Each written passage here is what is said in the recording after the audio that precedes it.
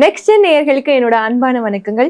இன்னைக்கு சனி பெயர்ச்சி தரும் யோகங்கள் குறித்து தான் பேச போறோம். அதை நம்ம கூட ஷேர் பண்ணிக்கிறதுக்காக ஜோதிட உலகின் சூப்பர் ஸ்டார் பிரம்மஸ்ரீ ராம்ஜி பரமஹம்சர் அவர்கள் தான் இணைஞ்சிருக்காங்க. வாங்க நிகழ்ச்சிக்குள்ள போலாம். வணக்கம் சார். வணக்கம். வணக்கம். எப்படி சார் இருக்கீங்க?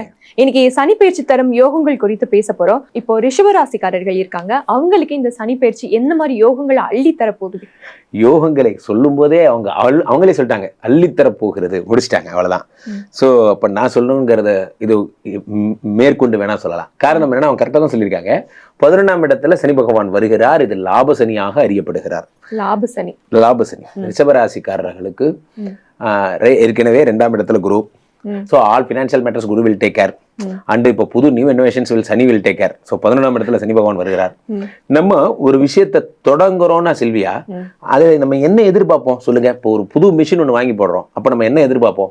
ப்ரொடக்ஷன் டபுள் ஆகணும், 300 ஜாப் ஒரு இடத்துல 600 ஜாப் வரணும், ஒரு ஜாபுக்கு இவ்வளவு காசு கிடைக்கிறப்போ 2 மிஷின் போடுறப்போ வருமானம் ரெட்டிப்பாகணும்னு நம்ம நினைச்சுதான் எல்லா விஷயமும் தொடங்குறோம்.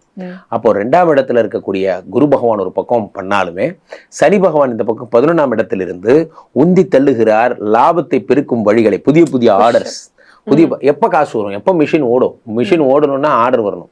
ஆர்டர் எப்போ வரும்? நல்ல நேரம் வந்தா வரும். நீங்க எங்க சுத்தி பார்த்தாலும் அந்த நல்ல நேரங்கிறது ஒண்ணு வந்துடும். நீங்க ரொம்ப பிஸியா இருக்க போறீங்க. எப்ப பிஸியா இருப்பீங்க நீங்க?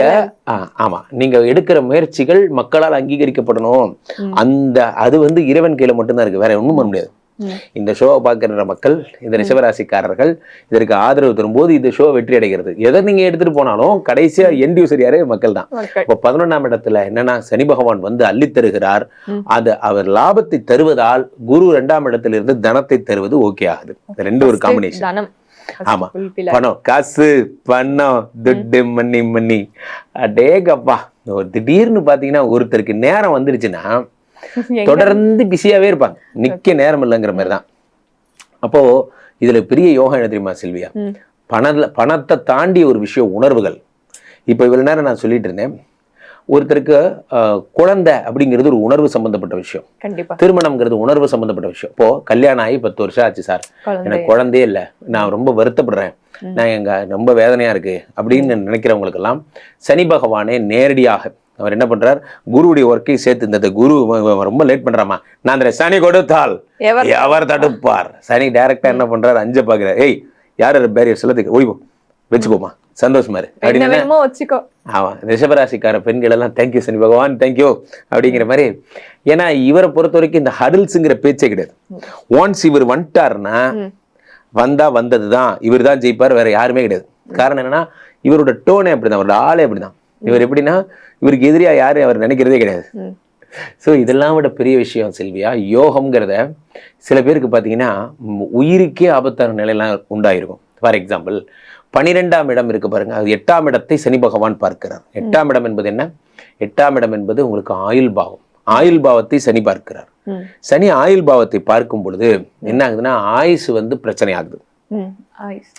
சில பேருக்கு நிறைய, நம்ம நெக்ஸ்ட் ஜென்ல மட்டும்தான் நம்ம சொல்றோம் என்ன, யாரெல்லாம் நோயாளிகளோ ஹாஸ்பிட்டலில் படுத்திருக்கீங்க, உடம்பு சரியில்லை, டாக்டர் சொல்லிட்டாங்க, ஆப்ரேஷன் சொல்லிட்டாங்க, பேசிக்கொண்டிருக்கும் இந்த நேரம் நம்ம இறைவனுக்கு தேங்க்ஸ் சொல்லணும். நம்ம உயிரோடு இருக்கோம். இந்த நேற்றைய இரவு எத்தனை பேருக்கு என்ன ஆச்சுன்னு தெரியாது. பேசிக்கொண்டிருக்கும் இந்த நேரம் இறைவன் நம்மை உயிரோடு வைத்திருக்கிறார். ஹாஸ்பிட்டல் போய் பாருங்க, அவர்கள் நோயால் அவதிப்படுபவர்கள், அவர்களை சனி பார்க்கிறார். 8ஆம் இடத்து ரிஷபராசிக்காரர்களை சனி பார்க்கிறார். என்ன டாக்டரே சொல்லிட்டா சார், கை விரிச்சிட்டாங்க சார், சொன்னது டாக்டர் தானே, சனி கொடுத்தால் எந்திரிச்சு நடப்பா அப்படின்னா எந்திரிச்சு நடப்பாரு, அவ்வளவுதான். ஒரு மேஜிக் நடக்க போகுது. இது எத்தனை நோயாளிகள் பாக்குறீங்களோ, ஹாஸ்பிட்டல்ல முடியாதவங்க பாக்குறீங்களோ, சந்தோஷப்படுங்க. சனி பகவான் உங்களுக்கு உயிரை மீட்டித்து தருவார். அதனால யோகங்கள்னு பார்த்தா ஒண்ணு, பணம் வருது, குழந்தை வருது, உயிருக்கு ஆபத்தான பிரச்சனைகள் எல்லாம் சரியாகிறது. முக்கியமா சொத்து வாங்குவீங்க, வீடு அந்த மாதிரி சொல்றீங்க. எஸ், ஆமா, சொத்து வாங்குறது. ஊர் பக்கம் பண்ணை மரங்கள் தேடி வாங்கினேன், தென்னை மரங்கள், அதெல்லாம் அந்த மாதிரிலாம் தேடி தேடி இடம் வாங்குவீங்க. தேடி தேடி இந்த 2.5 வருஷமும் ப்ரொடக்டிவா இருப்பீங்க. விட்டு போன சொத்துக்களும் திரும்பி வந்துருமா? விட்டு போன வாழ்க்கையில் அது மாதிரி விட்டு போன சொத்துன்னு கிடையாது, விட்டு போன சொந்தம் எல்லாமே வந்துடும். ஏன்னா ரொம்ப மகிழ்ச்சியா உடம்ப பாக்குறாரு சனி பகவான். ஆனா இதுதான் ப்ராப்ளமாவே ஆகும். காரணம் என்னன்னா, உடம்ப சனி பகவான் பார்க்கும்போது டெய்லி ஒரு ஆள் எழுப்பி விடணும். ஓ எழுந்து வா, அந்த மாதிரி பண்ணுவோம். டயர்டா இருக்கு சார், விடுங்க சார், எழுந்து வா. டெய்லி ஒரு பூஸ்டர் பேக் போட்டே இருக்கணும். எந்திரிங்க எந்திரிங்க எந்திரிங்க. சனி உடம்ப பார்க்கும்போது ஜிம்முக்கு போயிடுங்க, ஆக்டிவா இருங்க. உங்களை நீங்க பாசிட்டிவா வச்சுக்கிட்டீங்கன்னா ரெடியா இருக்கு, சொத்து ரெடியா இருக்கு, சுகம் ரெடியா இருக்கு, பணம் ரெடியா இருக்கு, ஹாப்பியா இருக்க போறீங்க. ஓகே சார், பி பாசிட்டிவ்ங்கிறத ரொம்ப அழகா சொல்லிட்டீங்க. நன்றி சார். நன்றி.